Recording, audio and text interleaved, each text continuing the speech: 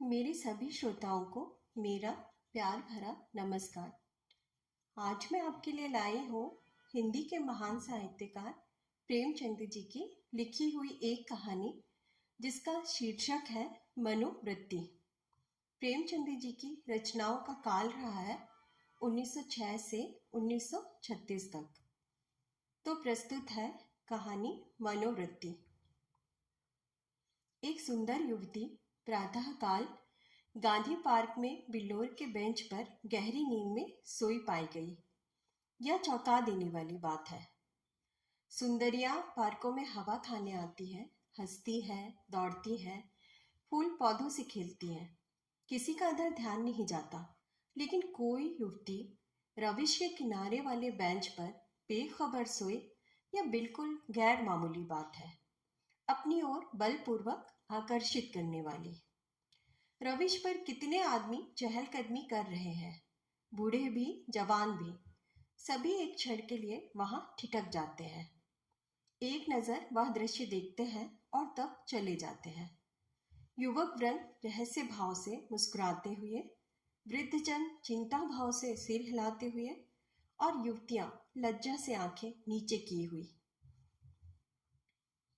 बसंत और हाशिम निक्कर और बनियान पहने नंगे पांव दौड़ रहे हैं। बड़े दिन की छुट्टियों में ओलंपिया रेस होने वाला है। दोनों उसी की तैयारी कर रहे हैं। दोनों इस स्थल पर पहुंचकर रुक जाते हैं और दबी आंखों से युवती को देखकर आपस में ख्याल दौड़ाने लगते हैं। बसंत ने कहा, इसे और कहीं सोने की जगह नहीं मिली? हाशिम ने जवाब दिया, कोई वेश्या है। बसंत, लेकिन वेश्याएं भी तो इस तरह बेशर्मी नहीं करती। हाशिम, वेश्या अगर बेशरम ना हो तो वेश्या नहीं। बसंत, बहुत सी ऐसी बातें हैं जिनमें कुलवधू और वेश्या दोनों एक व्यवहार करती है। कोई वेश्या मामूली तौर पर सड़क पर सोना नहीं चाहती। हाशिम, रूप छवि दिखाने का नया आर्ट है। बसंत, आर्ट का सबसे सुंदर रूप छिपाव है, दिखाव नहीं। वेश्या इस रहस्य को खूब समझती है। हाशिम, उसका छिपाव केवल आकर्षण बढ़ाने के लिए है। बसंत, हो सकता है, मगर केवल यहाँ सो जाना यह प्रमाणित नहीं करता कि यह वेश्या है। इसकी मांग में सिंदूर है। हाशिम, वेश्याएं अवसर पर सौभाग्यशाली बन जाती हैं। रात भर प्याले के दौर चले होंगे, काम क्रीड़ाएं हुई होंगी, अवसाद के कारण ठंडक पाकर सो गई। बसंत, मुझे तो कुलवधू सी लगती है। हाशिम, कुलवधू पार्क में सोने आएगी? बसंत, हो सकता है, घर से रूठ कर आई हो। हाशिम, चलकर पूछी क्यों न ले? बसंत, नीरे अहमक हो, बगैर परिचय के आप किसी को कैसे जगा सकते हैं? हाशिम, अभी चलकर परिचय कर लेंगे, उल्टे और एहसान जताएंगे। बसंत, और जो कहीं झिड़क दे? हाशिम, झिड़कने की कोई बात भी तो हो, उससे सौजन्य और सहृदयता में डूबी हुई बातें करेंगे। कोई युवती ऐसी बातें सुनकर चिढ़ नहीं सकती। अजीब गत यौवनाएं तक रस भरी बातें सुनकर फूली उठती हैं। यह तो नव यौवना है। मैंने रूप और यौवन का ऐसा सुंदर संयोग नहीं देखा था। बसंत, मेरे हृदय पर तो यह रूप अब जीवन पर्यंत के लिए अंकित हो गया, शायद कभी ना भूल सकूं। हाशिम, मैं तो फिर यही कहता हूं कि कोई वेश्या है। बसंत, रूप की देवी वेश्या भी हो, उपास्य है। हाशिम, यहीं खड़े खड़े कवियों की सी बातें करोगे? जरा वहां चलते क्यों नहीं? तुम केवल खड़े रहना, पाश तो मैं डालूंगा। बसंत, कोई कुलवधू है। हाशिम, कुलवधू पार्क में आकर सोए तो इसका इसके सिवा कोई अर्थ नहीं कि वह आकर्षित करना चाहती है, और यह वेश्या मनोवृत्ति है। बसंत, आजकल की युवतियां भी तो फॉरवर्ड होने लगी हैं। हाशिम, फॉरवर्ड युवतियां युवकों से आंखें नहीं चुराते। बसंत, हाँ, लेकिन है कुलवधू। कुलवधू से किसी तरह की बातचीत करना मैं बेहूदगी समझता हूँ। हाशिम, तो चलो फिर दौड़ लगावे। बसंत, लेकिन दिल में तो वही मूर्ति दौड़ रही है।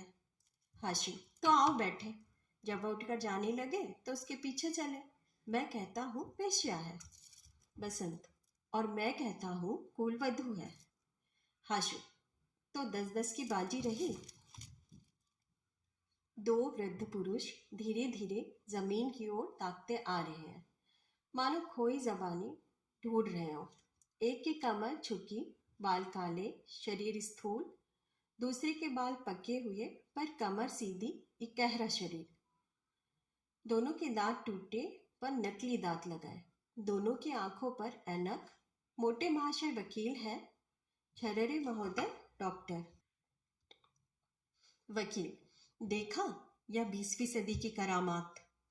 डॉक्टर, जी हाँ देखा। हिंदुस्तान दुनिया से अलग तो नहीं है।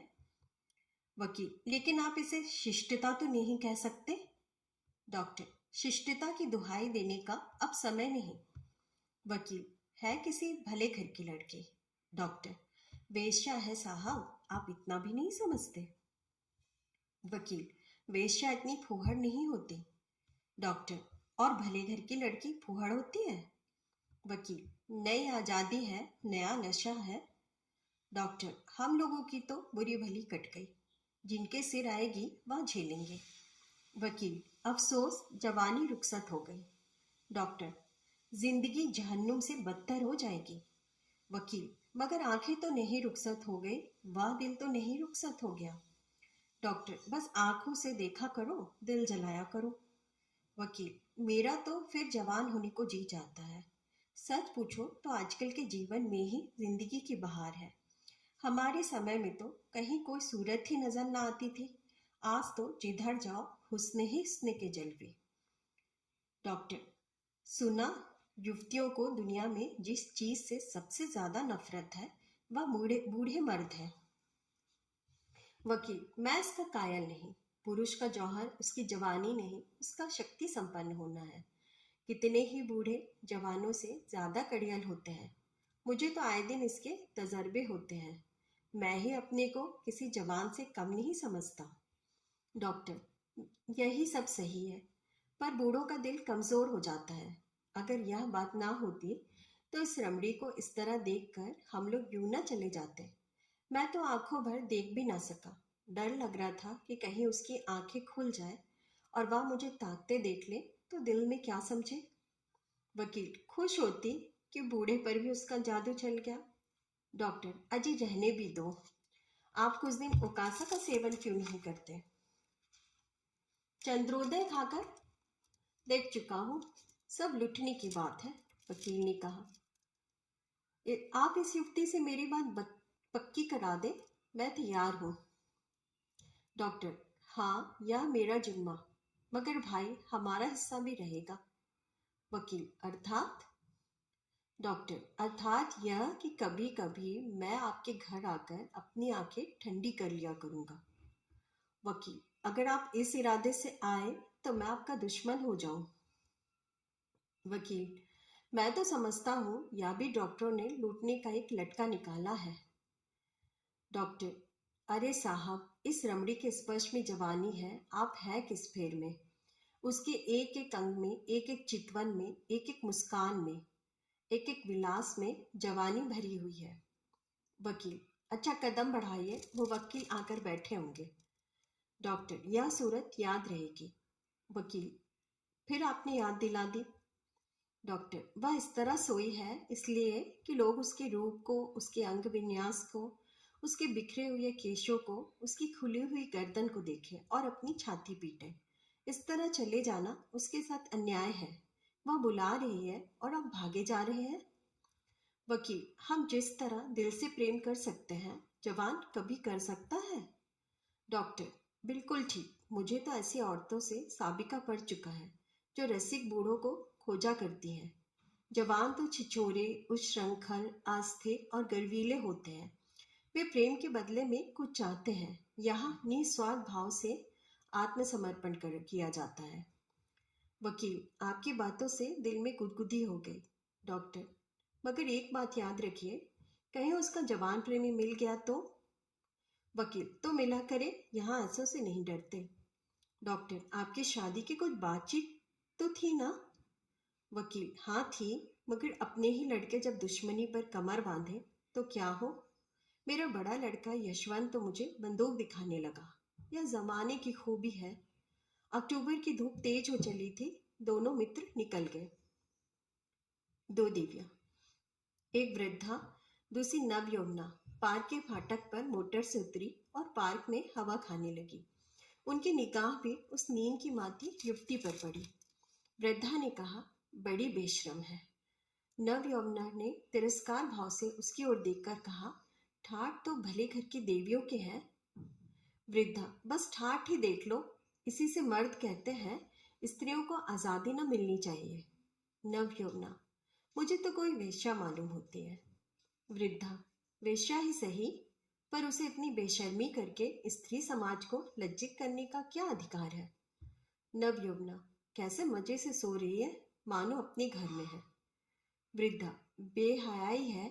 मैं पर्दा नहीं चाहती, पुरुषों की गुलामी नहीं चाहती, लेकिन औरतों में जो गौरवशीलता और संलज्जता है उसे नहीं छोड़ना चाहती। मैं किसी युवती को सड़क पर सिगरेट पीते देखती हूँ तो मेरे बदन में आग लग जाती है। उसी तरह आधी छाती का जम्फर भी मुझे नहीं सुहाता। कि अपने धर्म की लात छोड़ देने से ही साबित होगा कि हम बहुत फॉरवर्ड हैं। पुरुष अपनी छाती या पीठ खोले तो नहीं घूमते। नवयौवना, इसी बात पर भाई जी, जब मैं आपको आड़े हाथों लेती हूँ तो आप बिगड़ने लगती हैं। पुरुष स्वाधीन है, वह दिल में समझता है कि मैं स्वाधीन हूँ। वह स्वाधीनता का स्वांग नहीं भरता। स्त्री अपने दिल में समझती रहती है कि वह स्वाधीन नहीं है, इसलिए वह अपनी स्वाधीनता का ढोंग करती है। जो बलवान है वे अकड़ते नहीं, जो दुर्बल है वही अकड़ दिखाते हैं। क्या आप उन्हें अपने आंसू पोंछने के लिए अधिकार भी नहीं देना चाहती?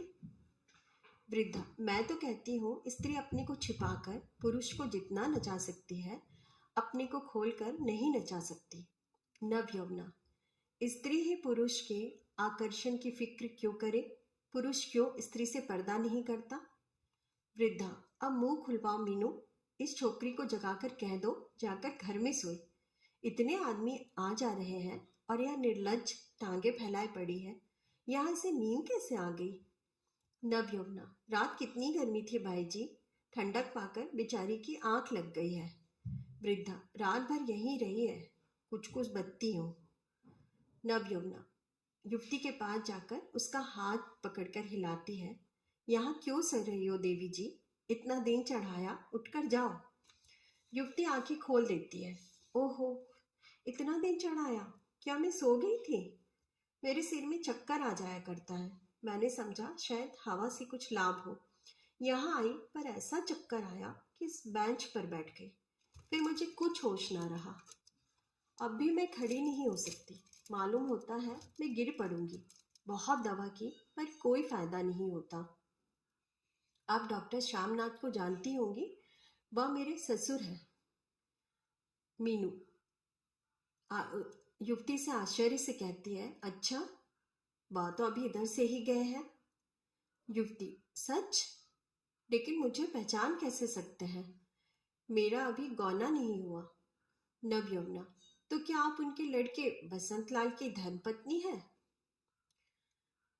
युवती ने शर्म से सिर झुकाकर स्वीकार किया।